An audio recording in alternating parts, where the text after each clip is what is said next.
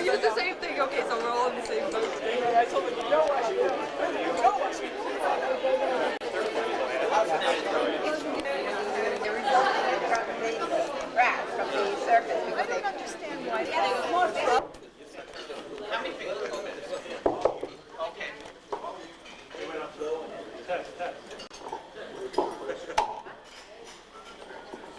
John is a true roadie till the end, right?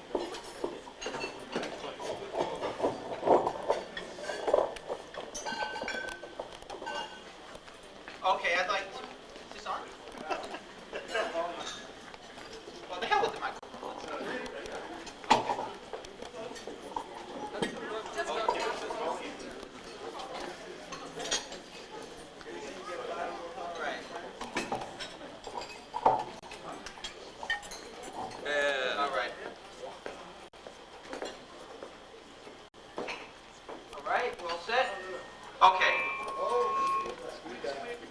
Okay. So much for the microphone. Okay. I'd like to welcome everybody to the 15th annual Flatbush Minyan Journal and Alumni Honor Weekend Dinner. And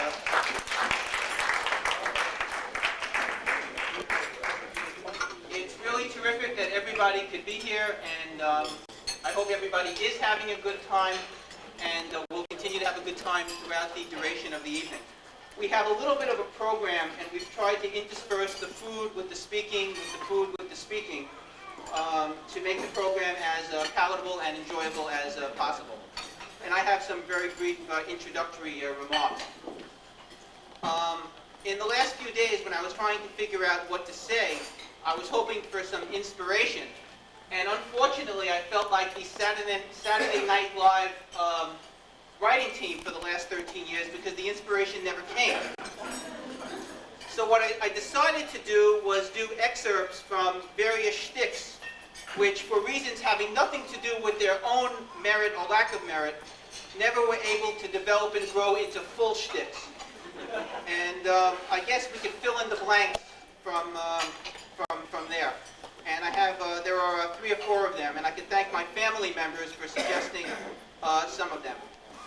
The first thing I considered, in light of the overwhelming response that I had to the little talk I gave on the second day of Shavuos, was an amusing anecdote from the first administration of Martin Van Buren. But after spending many, many hours in the library and searching the history books, I discovered one unpleasant fact, that Martin Van Buren was not a particularly funny guy. And there were no amusing anecdotes from the first or from the second administration. So I moved on to Plan B, as they say in the NFL. And Plan B was last year's movie shtick, if anybody remembers. Well, last year's movie shtick, what we came up with was the following. Based on the beloved bestseller, the story of a chassid who, coming late to Newark Airport for his flight to Belgium, is hurried and instead boards a flight for the Midwest and ends up in Iowa. When he gets to Iowa, he meets a passionate but repressed farm life. The movie I speak of course, is The Vishnitz of Madison County. I got a better response from my family, but that's all right. Let's try Plan C. This is the Borscht Belt option. The Borscht Belt option is a joke suggested by my oldest son, Adam. There's a rabbi, a priest, and a minister, very good. A minister playing golf. And they're in a party of 3. And there's a very, very long delay at the party in front of them. So they go up to the caddy or whoever is the head of the golf. Move this out of the way. I have never had a problem with speaking loud. And so they go up to whoever's in the head of the golf club, and they say, "What's going on? We want to play." And they said, "Listen, we're very sorry, men of the court, but there's a blind party of 3 golfers ahead of you. And they're playing, and they take a little more time." And the priest says, "It's wonderful that even though these people have a handicap, they're able to achieve their full potential." And the minister says something along the same lines. He says, "It's wonderful they're able to, with God's help, to overcome their handicap and lead full and fulfilling lives." And they turn to the rabbi and they say, "Rabbi, what do you say about this?" And he says, "No, they couldn't play at night."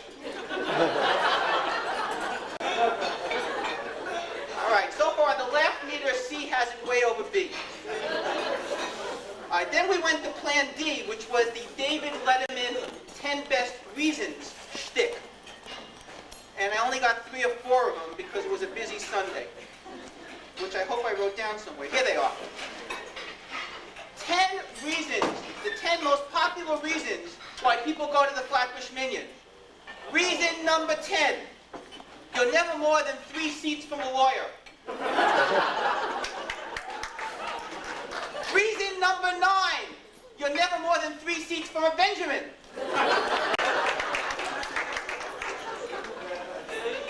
Reason number 8, you're never more than 3 minutes from an Al Zucker question.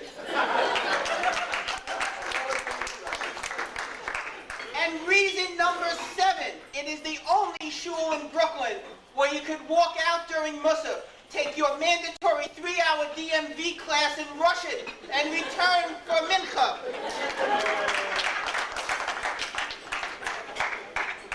Okay. As you can see, I didn't come up with the other 6, but if I do during the soup and the main course, I'll come back. Now we come up with option number E, which was the historical search through the archives of the Flatbush Minyan, which was suggested to me by not my wife, my spouse, Perry Rosenfeld. Now, it turns out that in 1986, the Flatbush Minyan got the following letter. This is 100% true. Well, 80%, 60%. Dear Flatbush Minyan, I am a 30-something Western Hemisphere dictator in the process of an involuntary career change. I am looking to launder, that is donate, several $1 million to a worthy cause. As I have always had an interest in Judaism, I am wondering if your shul would be interested. I have enclosed some of my ideas about how my money can be used. Yours truly, Jean-Claude Baby Doc Duvalier. Now, for those of you who take the rabbi at face value and don't watch the news, don't watch television, don't go to the movies, and don't read the New York Times. Jean-Claude Baby Doc Duvalier, of course, was the son of Papa Doc Duvalier, who was overthrown some years ago. With that historical footnote, here was the response. Oops, this is the wrong one. Oops, these are the jokes that never made it, so you can imagine how these jokes are if you're the ones that didn't make it.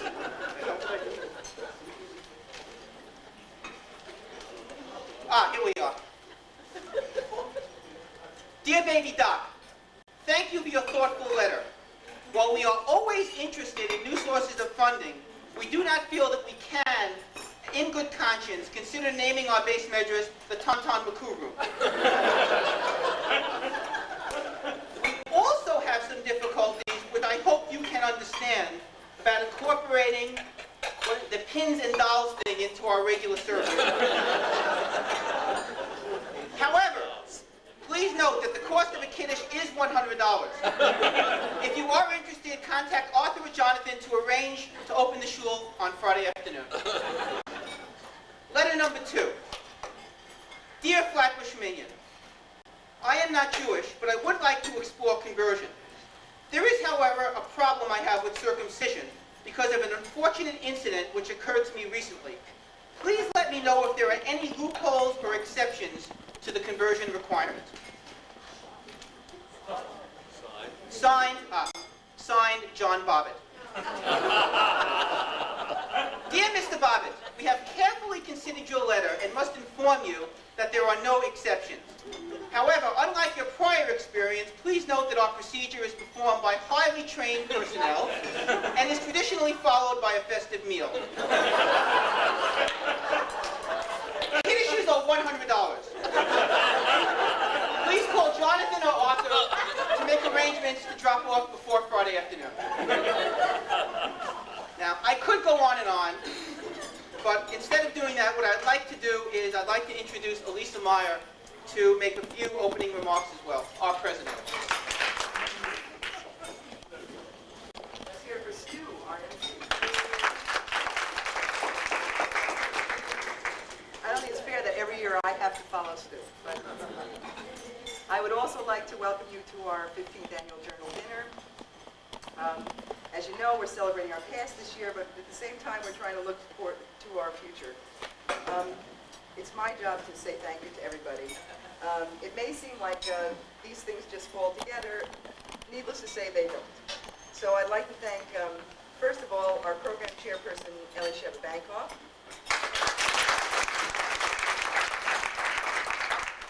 She put together what promises to be a very entertaining evening, and she was also in charge of the pep talk that all of us needed frequently throughout all this.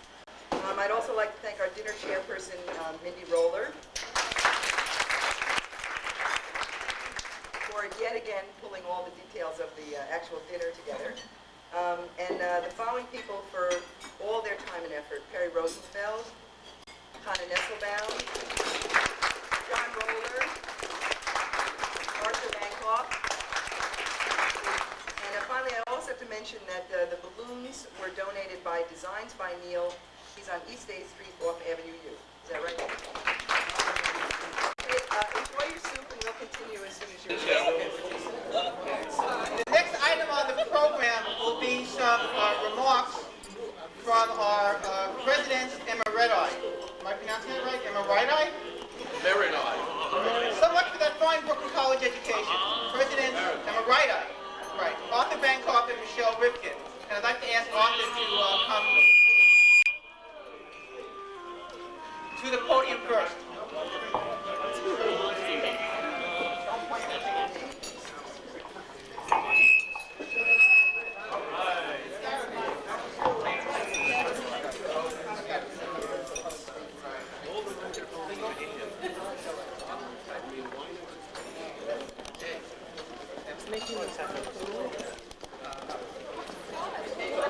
Let's see if I can do without the microphone. Stu is used to speaking loudly.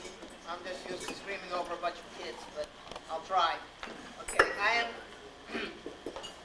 I'm very pleased and honored to speak at a dinner which recalls past members and friends of the Flatbush Minyan. I think it's fitting every so often that we remind ourselves of where we've been and where we're going. One of the striking aspects of the Jewish tradition has always been its awareness of history and historic mission. On almost every one of our holidays, we're reminded of some crucial event in the past, and we express hope for a future redemption. Whether in the benching after meals, the Shemona Esrei, or the Shabbos Amiras, we're reminded as a people of our past and our future. Especially in our ahistorical present, it is good and pleasant to reminisce a bit, to stop and take stock, and to remember and honor friends old and new. I'm going to use my time here tonight to recall some of the events and people in the Minyan's past which stick in my memory. I make no claim to their importance in the history of the world, nor to their universal relevance, nor their comprehensiveness of my memories. This is an entirely personal approach to the history of the Minyan. Let me begin by noting that I'm not the only President Emeritus, that's pronounced it, right? Although, for some reason, my name is the one which gets put on the Minyan letters. Before the Minyan had presidents, it had coordinators, which was the same job, but a different title. Past coordinators and presidents that I remember, many of whom are here tonight, include in alphabetical order Doug Damon, Eileen Gartenstein, Michelle Rifkin, Perry Rosenfeld, and Menachem Stoltman. All of these eventually found the joys of retirement more alluring than the honor of being the nexus of Minyan activities and community telephone directory, and stepped aside to give others their chance. The first time I came to the Minyan must have been sometime in 1981, possibly 1980, more likely 1981. The services were held in the community room in the Atlantic Savings Bank on Avenue J and East 15th Street. Something I said? I have distinct memories of getting an aliyah the first time I came. I have indistinct memories of somebody other than Rabbi Fun speaking, giving some erudite drasha about Jewish holidays and the calendar.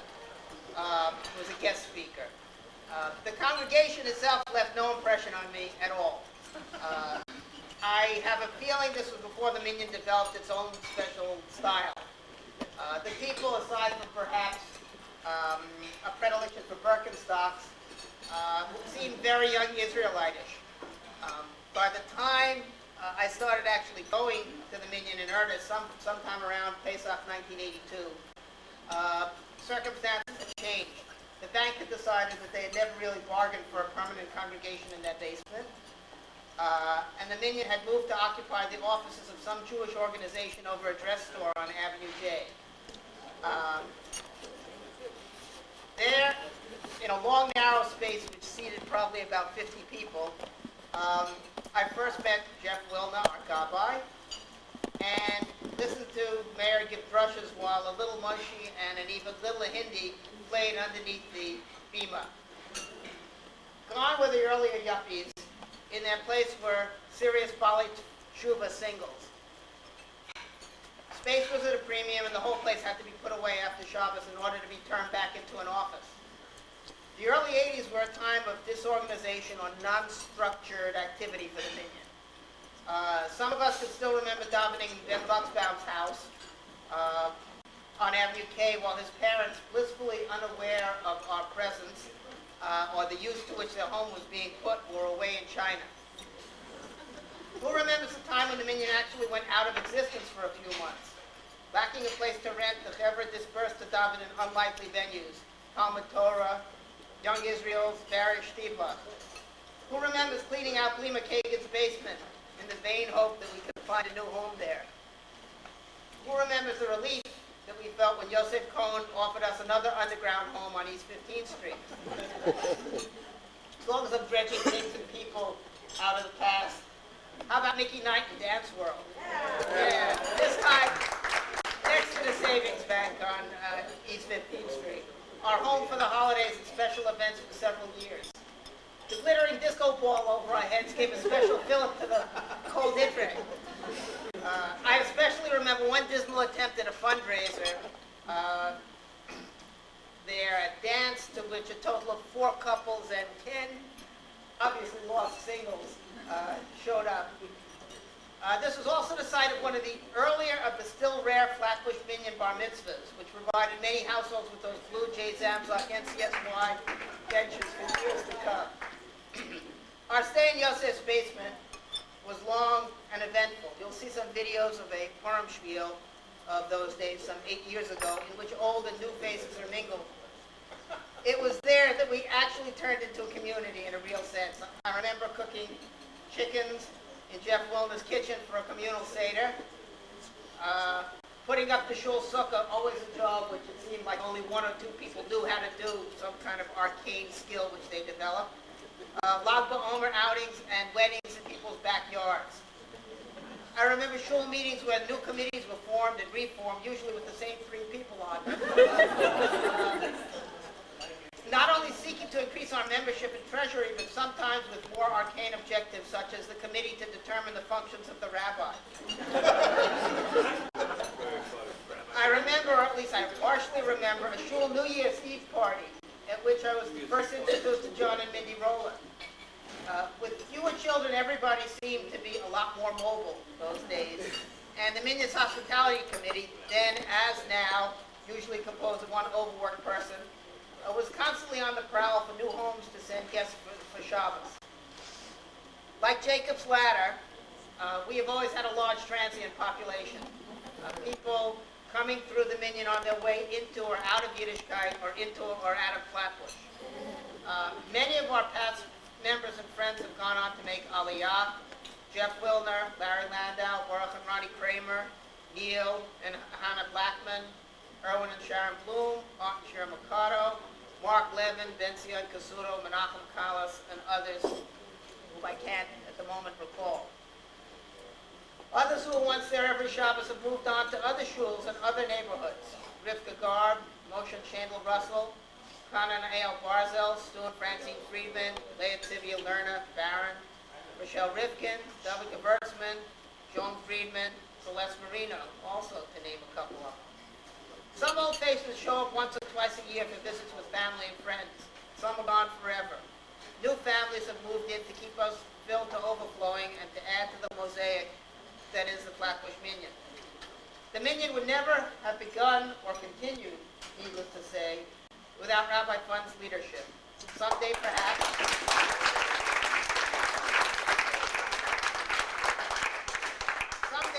we'll find a fitting way to honor him. Right now, I can only say that his personality and direction have always provided guidance. His understanding and learning have always provided an example for which we owe him a debt beyond words. Two memories typify the special flavor of our Minyan to me, a flavor laced with the spices of other experiences and other worlds. 4 years ago, I was about to leave to spend the summer at a dig on Cyprus. I mentioned it in passing in shul and found to my utter astonishment that the newcomer in the black kapota in the back not only knew where Cyprus was, but had excavated at a site less than 10 miles away from where I was going. Another time, someone came back after serving as a rabbi of a congregation in India. On being told he had just spent a year in Bombay, a voice from the back asked, "Which shul?" And I find he never went to that one, preferring the shul a few blocks down. Yes, we have problems with money, as most shuls do. We have sent out letters claiming, with reason, that we would have to close our doors if we didn't raise enough money by the end of the month. We've had appeals for everything from Yisker to signs. With all that, we've never based acceptance into our community on whether one could pay. To put things in some perspective, when Elisa took over the Minyan books in 1985, we had a total of $50 in the bank. Now we have over twice that amount. After all our peripatetic travels, we have a permanent home, and I can hear the background noise saying too small, bad location, but compared to no home at all. We may have become more establishment, more right-wing over the years. Maybe we just matured while struggling to retain the remnants of our heritage of Balei Teshuvah, each seeking Hashem in his or her own way and in his or her own pace. The Minyan as it is today owes a tremendous debt to those old friends and members who were with us in days gone by. It's great to be here to honor them. Thank you.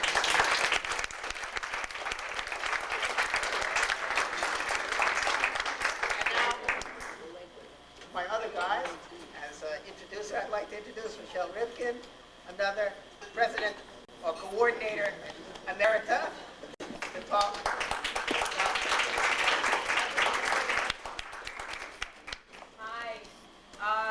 It's real. Can you hear? Hit the switch.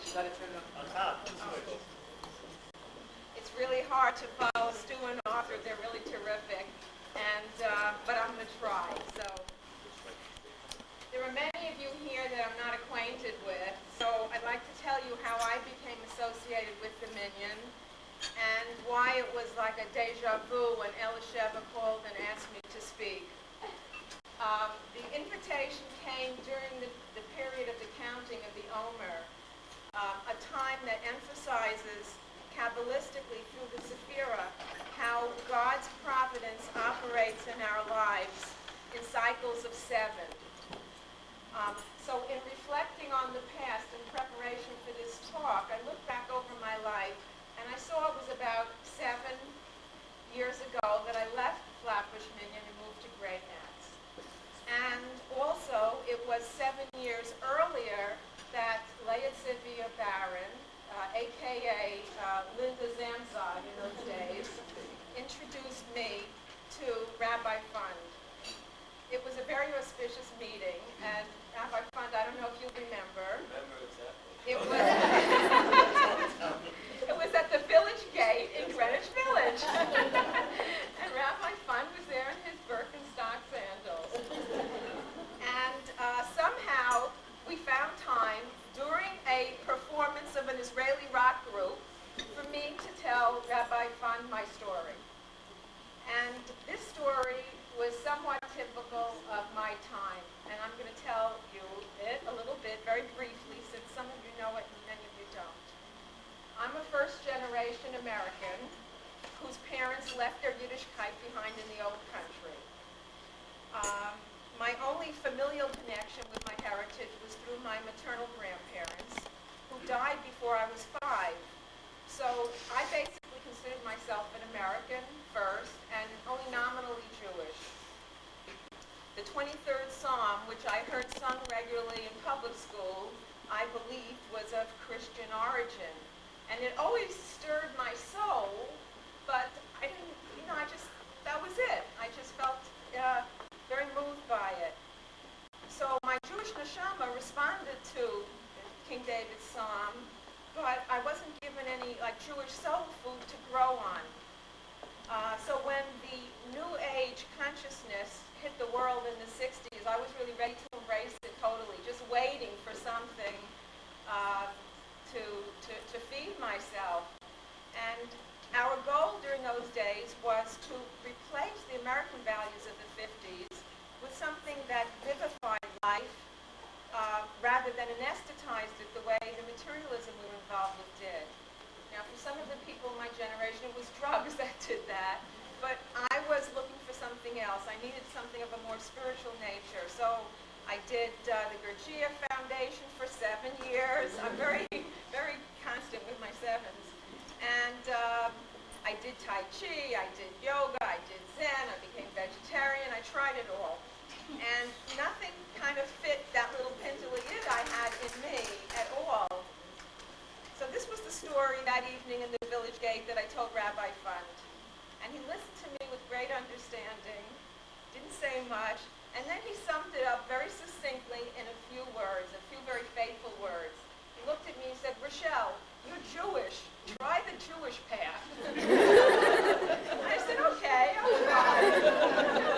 And he said, "I'm going to send someone to you to show you what a Shabbos is like."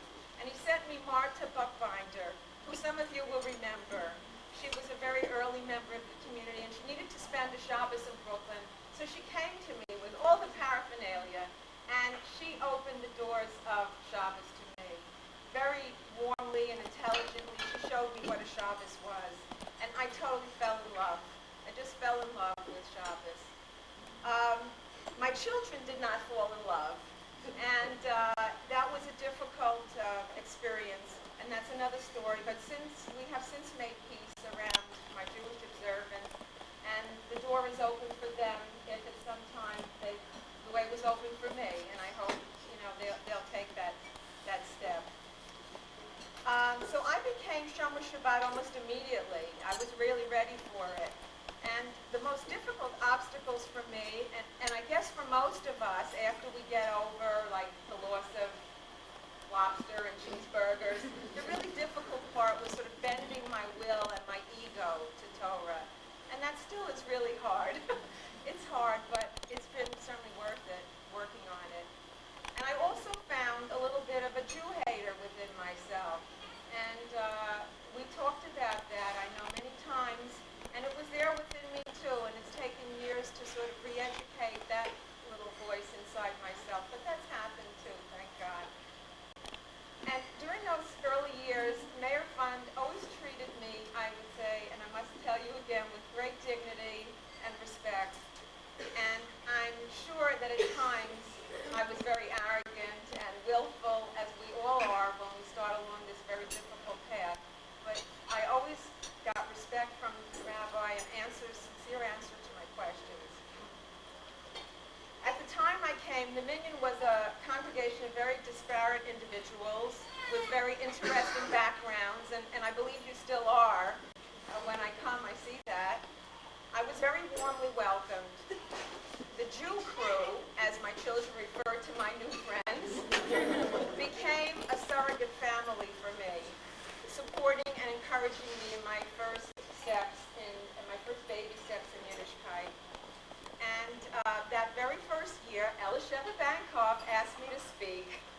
I don't know if you remember Elisa, but you did. And I was like, I knew nothing. But I opened a sefer, I opened the Chumash, and with great trepidation I agreed to do it. At that time, we had all the newcomers get up on a Shabbos and give over something. And it was simple, but it meant so much, and it was like one of the most meaningful experiences of my life. Actually, I think Elisheva was really setting me up to become the coordinator when nobody wanted the job. Anyhow, Elisheva and office certainly needed the help. They were really the mainstay of the shul, and they deserved great thanks.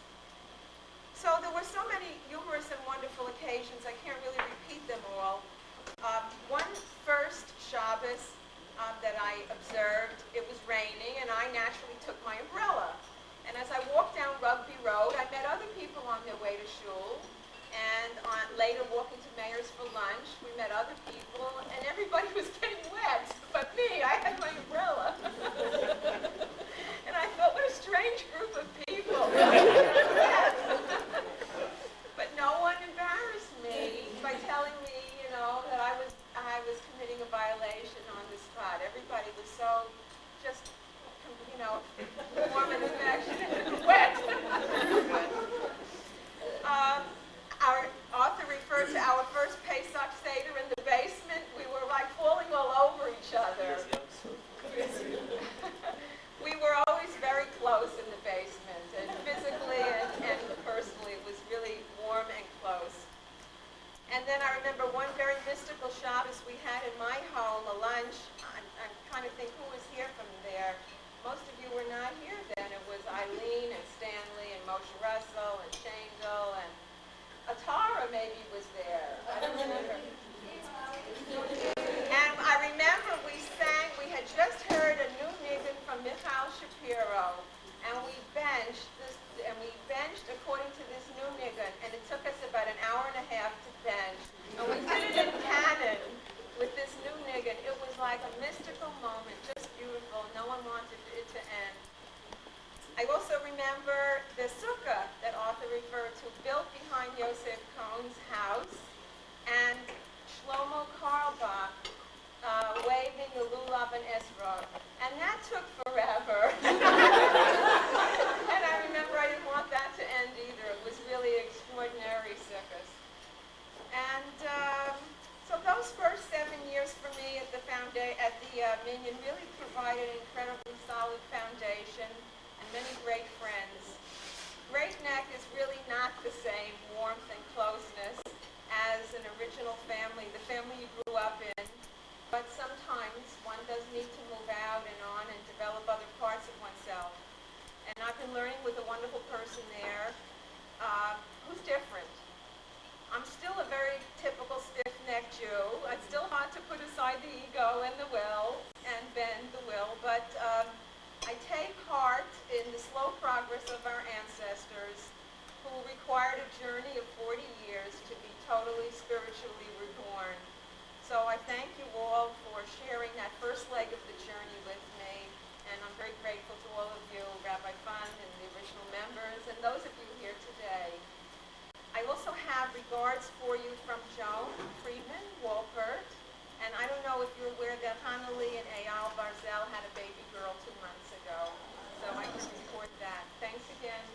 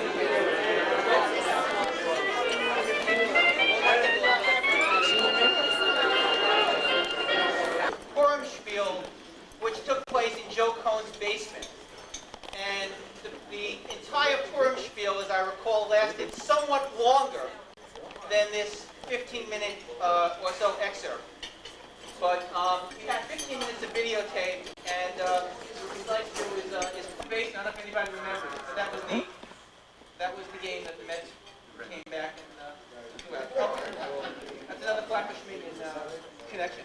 In any event, at this point, I'd like to call on the Rabbi Flatbush Minyan, Rabbi Meir, to say a few words.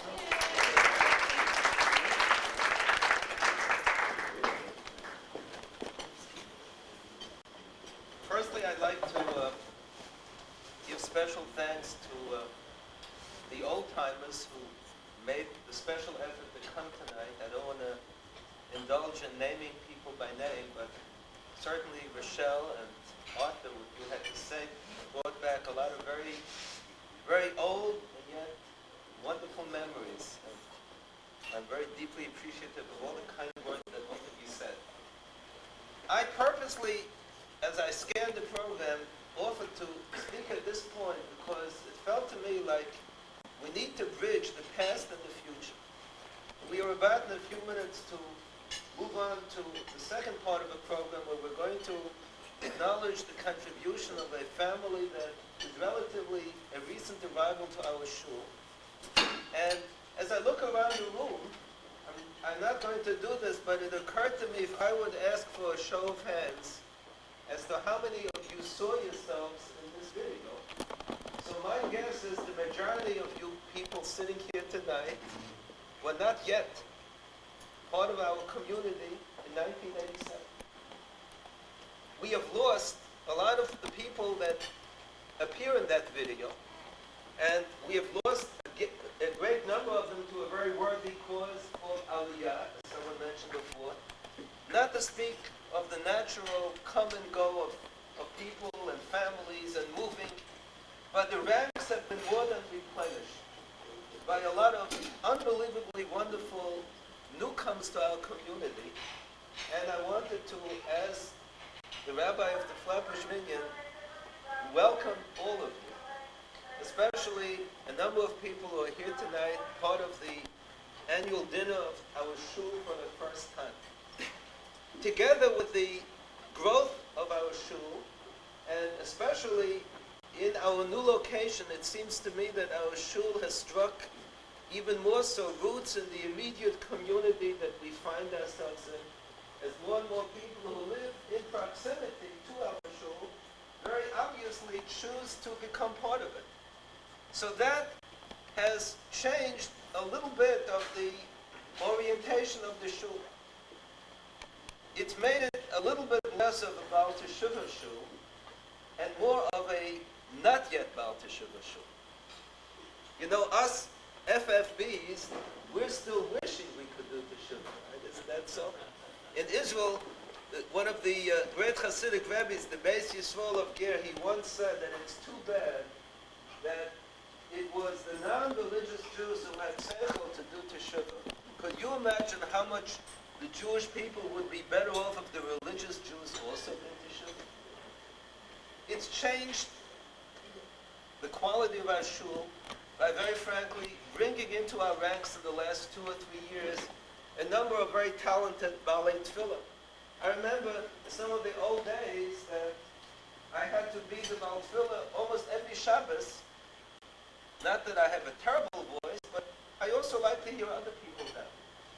And it's meant a lot to me as Rabbi over the last 2 or 3 years, knowing that we have a richness of Balei Tefillah to choose from. And it's been a very wonderful thing to me over the last year or two that when I go away for a Shabbos, I don't have to make long-distance phone calls to find someone who's going to speak in my behalf. But we've developed within our own ranks people who can give a Dvar Torah, who can give a shir. I can call on members of our shul to supplement our Shavuos night learning program. Whereas relatively recently, I didn't have that luxury. If I wanted to have speakers, and I always wanted to have speakers besides myself on Shavuos night, I had to reach out to the wider community and a network far wide to find someone who could squeeze in an hour and come speak in the shul. We have our homegrown Talmidei Chachamim and Balei Tefillos. But most importantly, in our diversity lies our strength.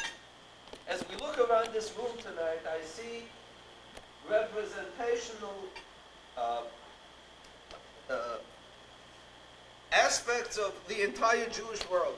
I see people who send their kids to co-ed yeshivas. I see people who send their kids to Hasidic yeshivas. I see women who cover their hair. I see women who don't.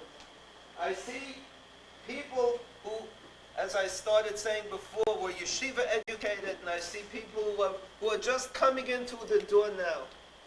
And I am especially proud of our ability not just to live at peace with each other, but to create out of that richness and diversity, to create a genuine spirit of Avas Yisrael. It is very easy to be involved in Avas Yisrael if the Yisrael who sits next to you is very much like you. it was easy, frankly, for the Flatbush Minyan to exhibit Avas Yisrael if 90% of the Minyan were people who were wearing Birkenstocks or just coming in from wearing the Birkenstocks. Again, it was another version of loving ourselves. We have matured and grown as a community in ways that maybe 8 or 9 or 10 years ago I might not have anticipated. And I'm very proud of the way that we as a community have risen to the occasion. Now, as I started saying before, given the fact that we have, Baruch Hashem, in our midst, such a range of affiliations and ideologies and levels of learning, so the question is, of course, to which camp does Rabbi Fund belong to? And if I said to you that I belong to all of the above, so I would be a charlatan. Couldn't be. Then I would be a glib talker, worthy of a $200,000 a year in a suburban congregation. If I could be so adept at pulling such a stunt, right? Why not? So the truth is, and this, I guess, goes all the way back to the remarks that Rochelle made before. Rochelle, when I met you that night at the restaurant, I knew exactly how you would turn out. But I had to bite my tongue. I couldn't say a word. You see, the trick is, and I have to be honest, I want to acknowledge this particular individual because it's only a few months since he left the world. I owe a debt of gratitude to a number of very great people. But one of the particular people that I consider as one of my rabbis, to whom I owe a great deal to, and who has served as a very significant model to me as to how I run my shul, is Rabbi Shlomo Kalbach. And one of the things about him that many people also didn't realize is that he definitely had certain strong opinions. But he taught me by his living example, nicht alles was metracht darf man sagen. Not everything that you know you're required to say. Secondly, besides what you say and what you don't say, Shlomo had a tremendous capacity to truly non-judgmentally accept every Jew. One of my favorite stories about him goes back to a song that he composed in the late 60s to the words Leman Achai Mereyai. And the story is that when he composed this song, it was right after the Berkeley Folk Festival, and he had at that time thrown open the doors to a major hotel to invite all the Hippalach, as he called them, for a free breakfast. And so you could only imagine who came, right? What it looked like. And he was sitting there spinning out how important it is to love everyone and how... And people were sitting there, and there was one individual who, as he related the story years later, he said that he thought this rabbi had a good rap. But the question is always, tachlis, let's see what he does. Suddenly the door opens, and a man walks into the room. And among all these filthy, smelly hippies, this one was the Gan HaGa'aynim of that. He was, whatever it was, he was mamish repulsive. This is how Shlomo told the story. He was repulsive. And Shlomo, without missing a beat, he got up, he went up to this guy, and he embraced him and he hugged him. And the rabbi who told the story was Rabbi David Seller. He said at that moment, he realized this is for real. Shlomo Kalbach had an unbelievable capacity to truly non-judgmentally accept every person as they are. I'm known a little bit as a Kirov type personality, but the trick that I learned from Shlomo is not a trick. It has to be real. If I consciously were to approach someone else as a potential individual that I might make over, then they'd run away from me like from a fire. The only way you can even dream of bringing another Jew closer to Yiddishkeit is if you work on yourself first to not have an agenda. Just to be with that person and just to accept them and hope that they'll accept you. And then maybe God will do the rest. And I have tried very hard over the years to make our shul the kind of place where, as far as I'm concerned, every Jew who walks in will feel accepted and welcomed unconditionally, non-judgmentally.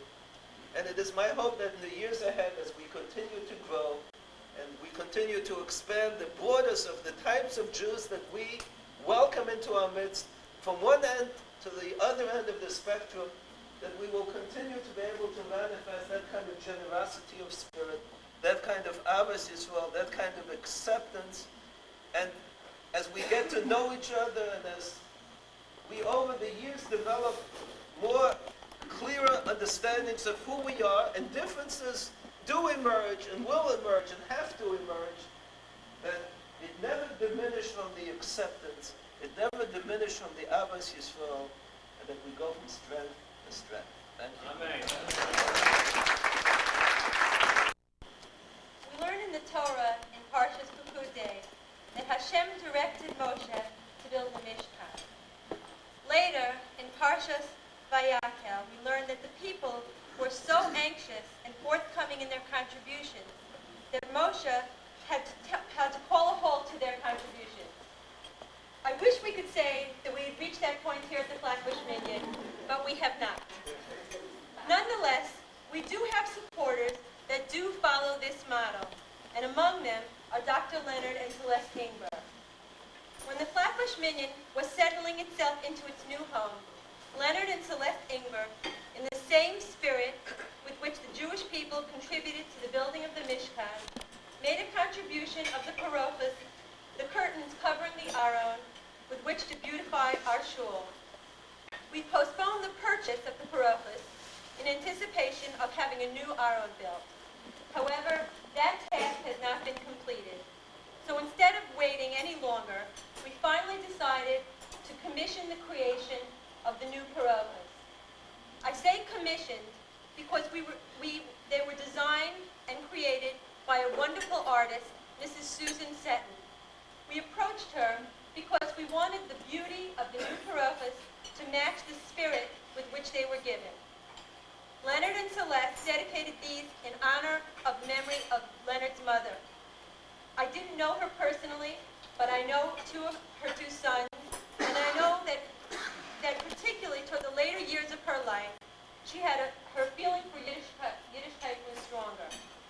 One of her daughters-in-law told me that she would have been very proud and honored to know that these were dedicated in her honor. On behalf of the Flatbush Minyan, I would like to thank you for your generous contribution and your continued support.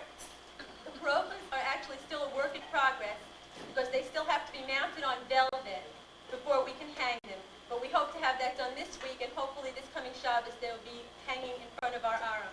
However, I would very much like to take this opportunity to present to the Ingbers the parophos, which we will be very honored to hang in the Flatbush Minyan. Why don't you come on? I'd like to show them to you.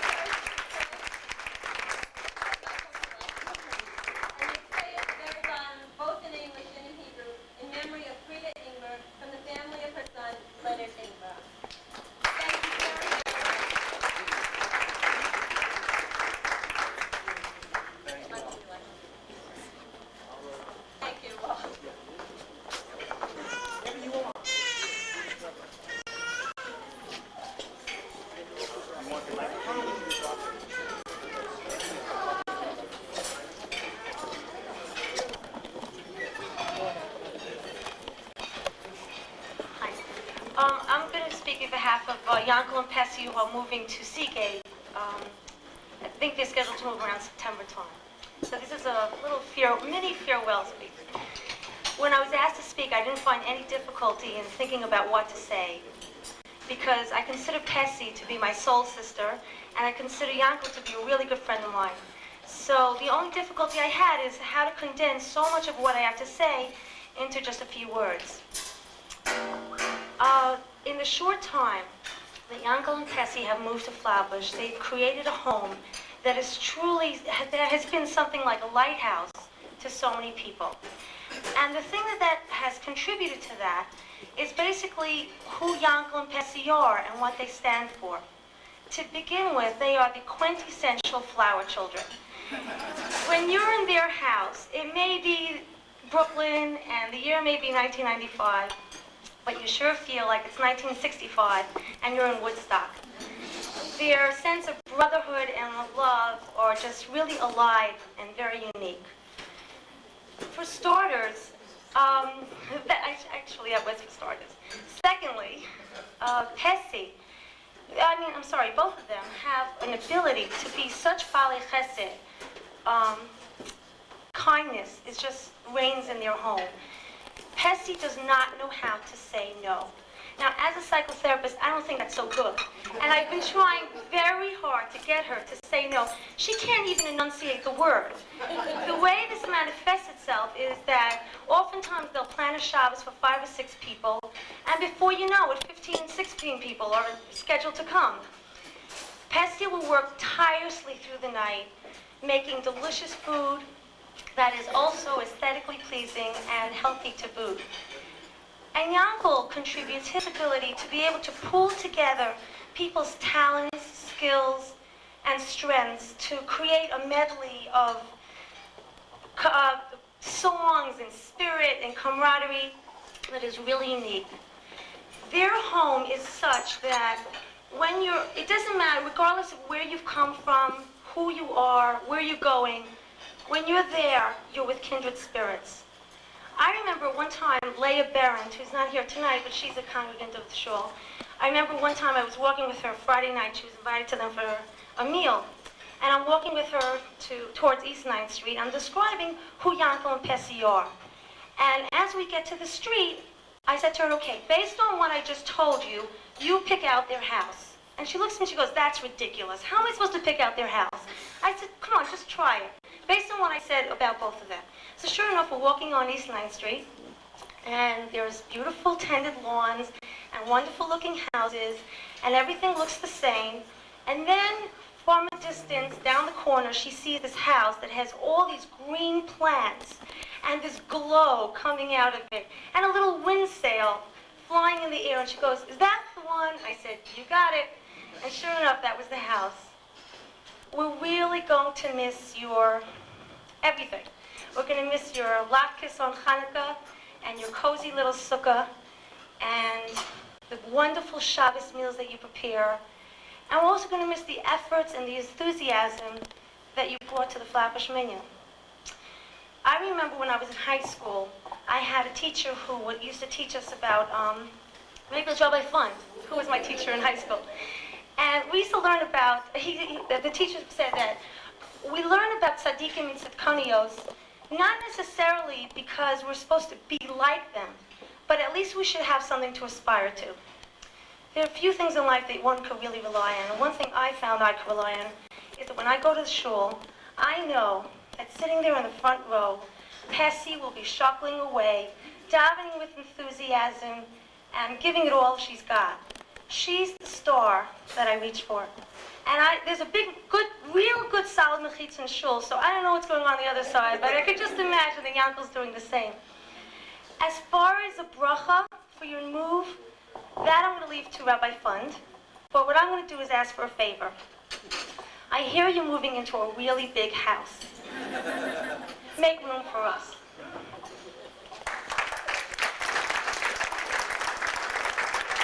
There's supposed to be something here back here for you, but I think it's fine. Okay, this is for you, a little token. Yankel Pessi, come.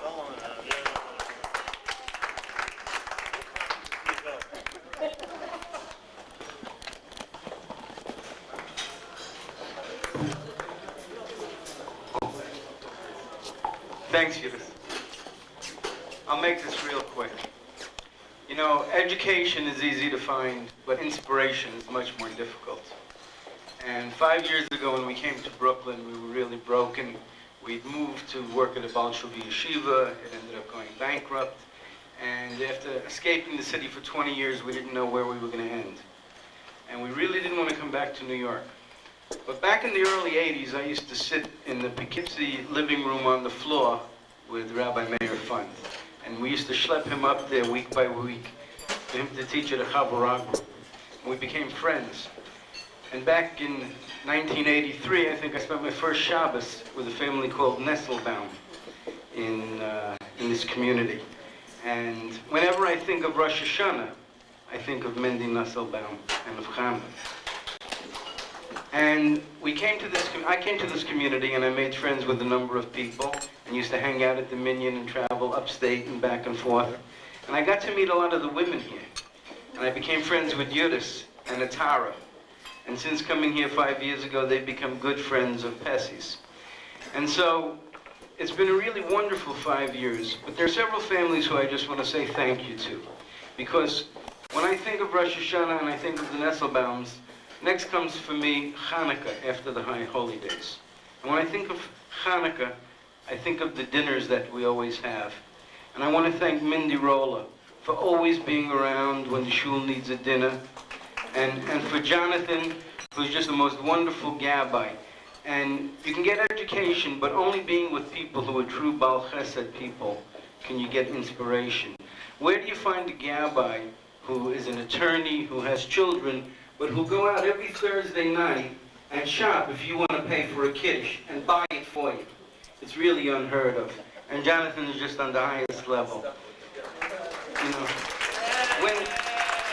when we pass Hanukkah and we go to Purim, when I think of Purim, I think of Shulach Manas. When I think of Shulach Manas, I think of Elisa Bankoff. And I thank her. Because every year, if it wasn't for her, not only would we not have Shulach Manas, but we wouldn't earn that money that we need in order to keep things going.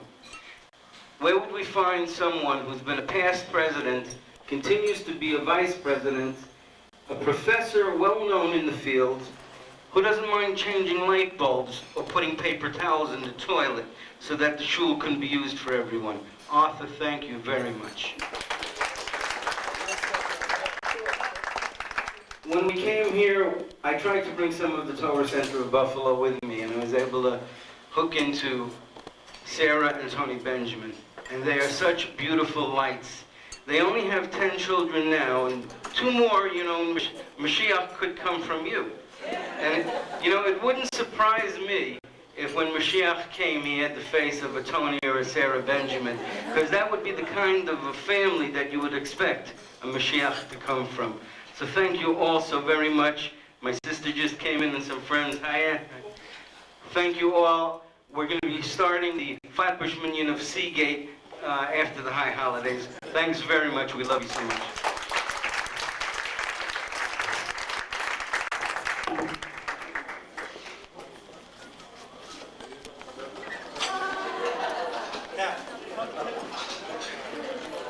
Very nicely said. I would like to now once again call on the President Emeritus of the Flatbush Minyan, Dr. H. Arthur Bankoff, to say a few additional words. No, don't put the microphone.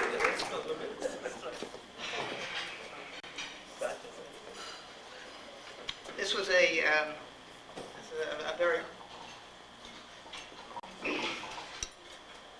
very hard thing for me to do.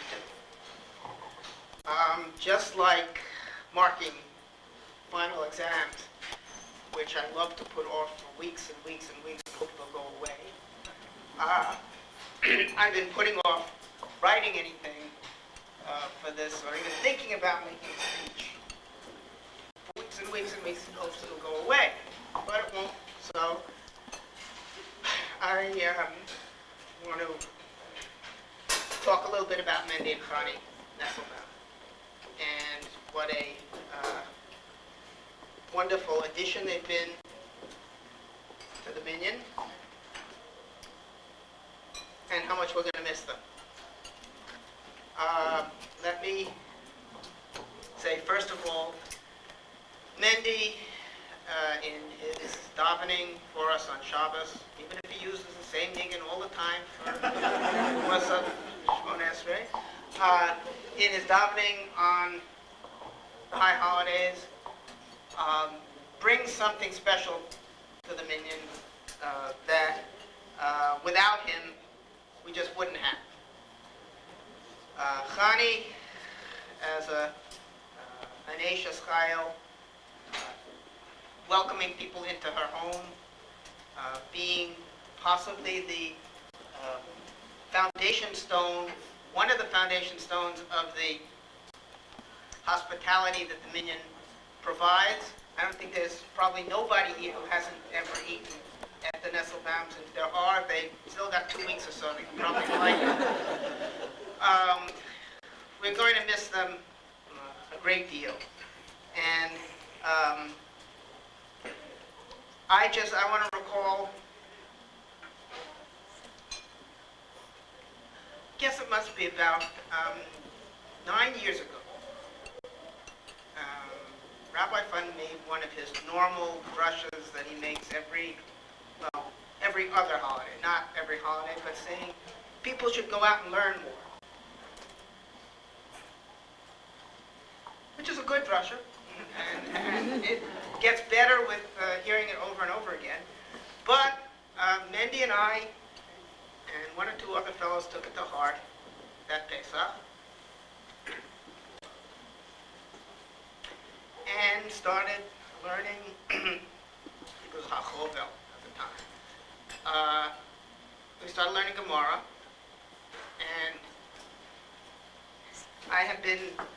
we've been learning together at least once a week, certain times 5 times a week, 6 times a week, sometimes 3 times a week, ever since. So it's, to me, there's a double difficulty here. Not only am I going to miss Mendy's davening, not only am I going to miss Mendy in shul, but I'm going to miss him in learning. So we'll have to arrange something in Staten Island, I suppose, somewhere halfway between. Elisa and Chana have been learning every Shabbos afternoon for the past 3 years together. They recently finished Bereshis, and they made a siyum and a kiddush at that time. Their family, wonderful. I'm sleeping. They're wonderful at other times too. Many times I sit around on Shabbos afternoon at Charles Shudas with the Nesselbaums, where we have been going every Shabbos for the past 3 years, probably for the past 5 years actually, and thought if some of the other people with whom I come into contact in my other lives could see me, could see us here, and look around and say, what are these people doing? There's at least 12 children screaming at the top of their lungs. They're 4 to 6 adults who are trying to pretend that the 12 children don't exist. And they're discussing these things. They're discussing things which seem to have very little relevance to most things which many other people discuss. They're discussing Torah. And I think those other people just don't know what they're missing. It's in Avos, it says, Rabbi Yoshua ben Prachya on there, Aseh lecha Rav, u'kaneh lecha Chaber.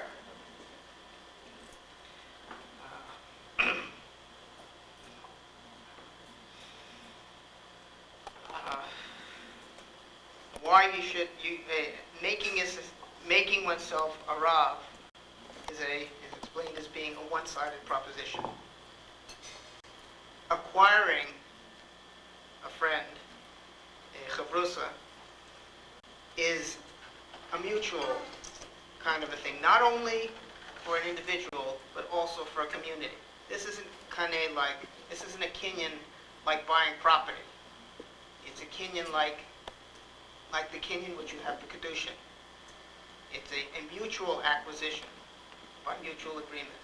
And as a community, we're going to miss our chaverim, the Nesselbaums, very, very much. So we can only say Shmor Tzeisenu V'Oinu L'Chaim U'L'Sholom Tavi Olam, that you should be blessed in your going, coming from now forever, and we know that our loss will be Lakewood's gain. They don't know what they're getting. That's all I can say. Now, we have a little something for you, like we had for the Dinersteins. I'll tell the Dinersteins if they haven't opened it up. It's a mezuzah. Okay? It's for both your new homes. And we know you're going to need a lot more mezuzahs than just this one. But we hope you'll put it in some place where you will kiss it fairly frequently. Thank you.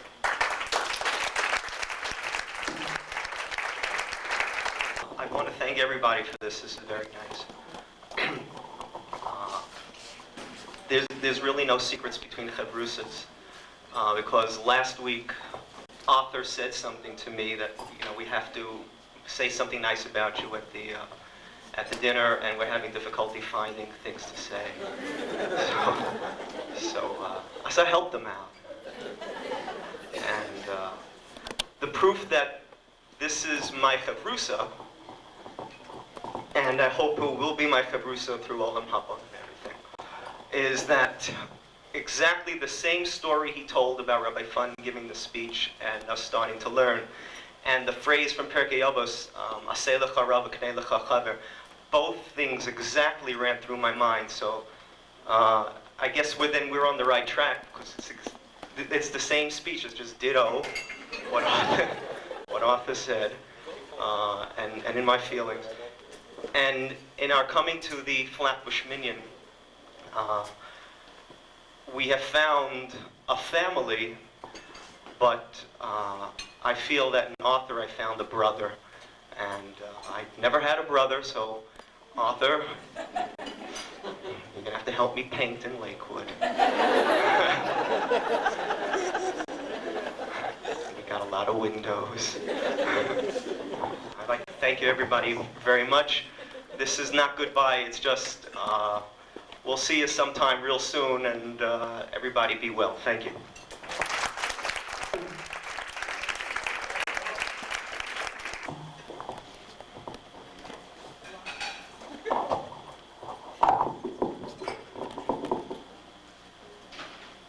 Okay, we are fortunate this evening to have Tony Benjamin with a world premiere, right? Yeah. Just like Pocahontas last night, with 99,927 fewer people, but also a world premiere nonetheless of a new song, and it takes about 2 minutes of setup time. And since I haven't found those 3 videos yet of my kid's wrist, why don't we just have dessert, and then in about 2-3 minutes Tony will be set. Maybe 5-6 minutes Tony will be set. And we'll get them. Where does this go? Okay.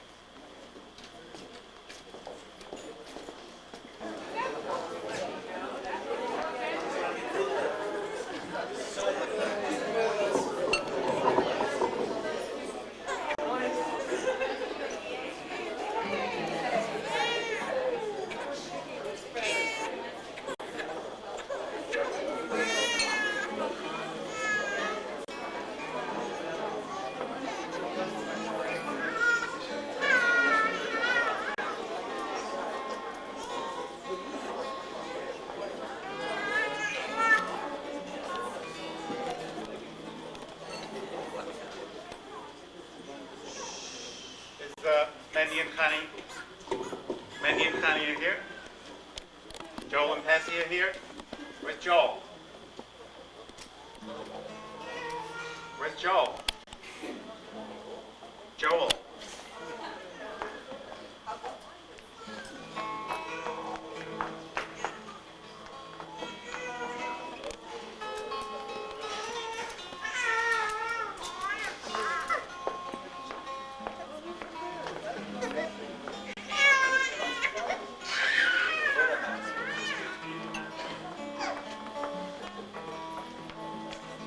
Okay, I thought tonight was a really good time to write one new song.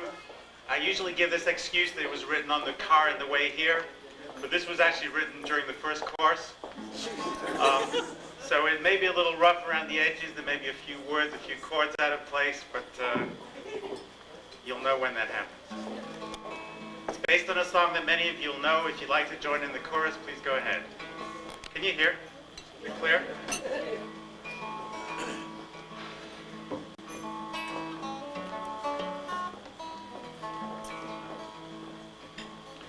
Busted bench and rocking chair, way down at the front. At the Flatbush Minyan, you can find me there.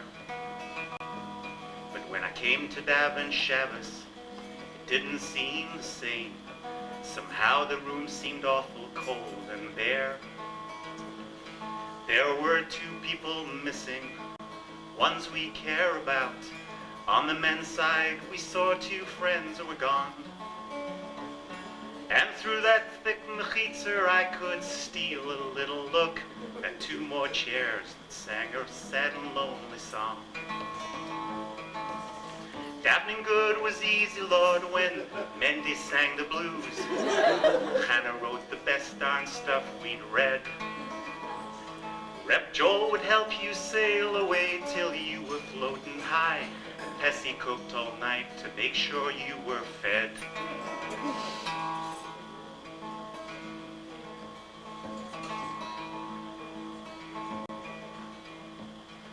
Well, they were two lawyers who never practiced law.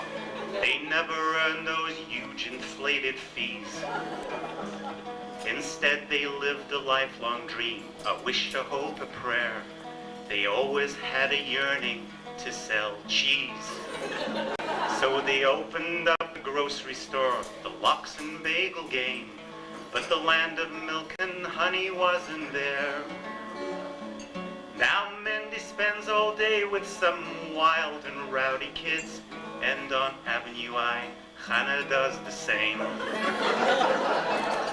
Davening good was easy, Lord, when Mendy sang the blues. Hannah wrote the best darn stuff we'd read.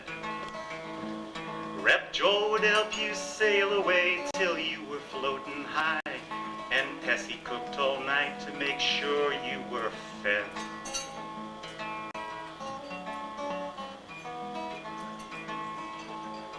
They came down from Buffalo in search of a rabbi fund. Rep Joel and Pessy came to be our friends.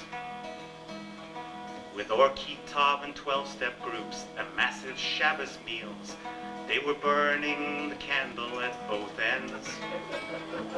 So Joel would take his boat out, but Pessy wouldn't go, 'cause as you know, she much prefers to fly.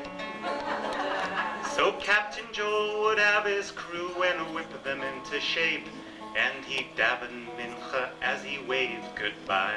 All together, 'cause davening was good, and Lord, when Mendy sang the blues. Hannah wrote the best darn stuff we'd read. Rep Joel would help you sail away till you were floating high. Pessy cooked all night to make sure you were fed. Now Hannah writes those children's books. The Mookster is a hit, and Mendy teaches more than you could know. But they're off to live in Lakewood with those 5 red-headed kids. It's so from there they wouldn't let me go. And Joel and Pessy Dinerstein to Seagate they are off. Just watch out for the tide, it's awful high. Now every time I see those seats and you're not sitting there, I'll spend all of Meir's drasha wondering why. 'Cause davening was good, and Lord, when Mendy sang the blues. Hannah wrote the best darn stuff we'd read. Rep Joel would help you sail away till you were floating high, and Pessy cooked all night to make sure you were fed. Once more, and hear you. Davening was good, Lord, when Mendy sang the blues. Hannah wrote the best darn stuff we'd read. And Reb Joel would help you sail away till you were floating high, and Pessy cooked all night to make sure you were fed. And then his funny song goes, la na na na na na na na na na na na. Let's hear it. Na na na na na, Dinerstein. Yeah. Na na na na na na na na na na na na na na na na Nestlebound. It fits. Na na na na na na na na na na na na na na na na na Dinerstein. Na na na na na na na na na na na na na na na na Nestlebound. Well, busted bench and rocky chair, way down at the front. At the Flatbush Minyan you can find me there. But when I came to Shabbos, well, it didn't seem the same. Somehow the room seemed awful cold and bare. 'Cause there were two people missing, yes, ones we care about. On the men's side we saw two friends were gone. And through that thick mechitzer I could steal a little look at two more chairs that sang a sad and lonely song. 'Cause davening was good, Lord, when Mandy sang the blues. Chana wrote the best darn stuff we'd read. Reb Joel would help you sail away till you were floating high, and Pessy cooked all night to make sure you were fed. Thank you.